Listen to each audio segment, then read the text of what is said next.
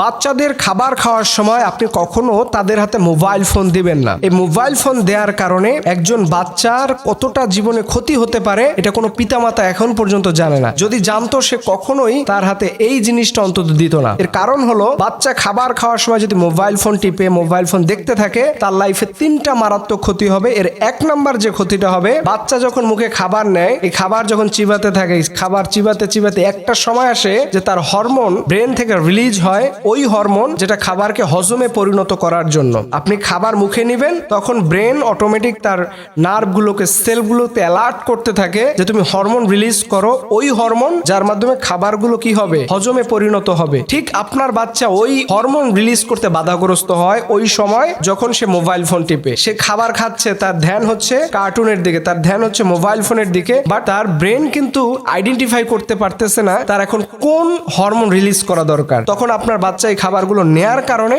Hormone যথাযথভাবে কখনো release হয় না। এর কারণে যে আপনার বাচ্চা জীবনে যে কতটা মারাত্মক ক্ষতিগ্রস্ত হবে আপনি লাইফে চিন্তা করেও শেষ করতে পারবেন না।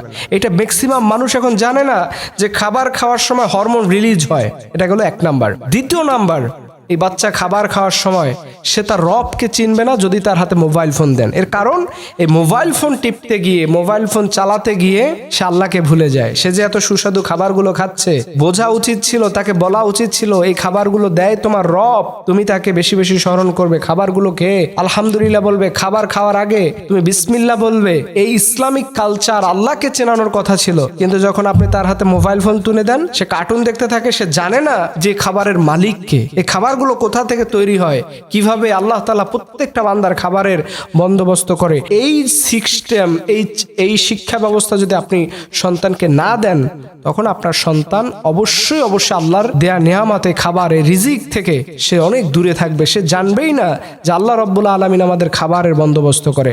এটা গেল 2 নাম্বার। তৃতীয় নাম্বার যে সমস্যাটি হবে সর্বশেষ এবং 3 নাম্বার, আপনার বাচ্চার মেজাজ খিটখিটে হবে। দেখবেন যেই বাচ্চারা সমানে মোবাইল ফোন চালায়, এদেরকে আপনি কোনো কথা বললে শুনবে না, এদেরকে আপনি হুকুম দিলে কোনো কথাই সে মানতে চাইবে না, এবং এদের একঘেয়ামি হয়ে যায়, মেজাজ খিটখিটে হয়ে যায়। তারা সবসময় মানুষের উপরে অ্যাগ্রেসিভ থাকবে। আপনি বলবেন ডাইনে যাইতে, সে বলবে আমি যাব বায়ে। আপনি বলবেন পড়তে বসো, সে বলবে আমি পড়তে পারবো না। এইভাবে করে এখনকার আমাদের ফ্যামিলির মধ্যে এই সমস্যাগুলো ব্যাপকভাবে হচ্ছে। এর জন্য বাচ্চাদের হাতে মোবাইল ফোন দেওয়ার ক্ষেত্রে মনিটরিং সিস্টেমগুলো আমাদের জানা উচিত। কারণ আমরা আমাদের ফ্যামিলির জন্য সবকিছু করতে পারি, আমরা জানি না যে কোন জিনিসগুলোর কারণে আমার ফ্যামিলি ক্ষতিগ্রস্ত হবে, কোন বিষয়ের কারণে আমার ফ্যামিলি ক্ষতিগ্রস্ত হচ্ছে।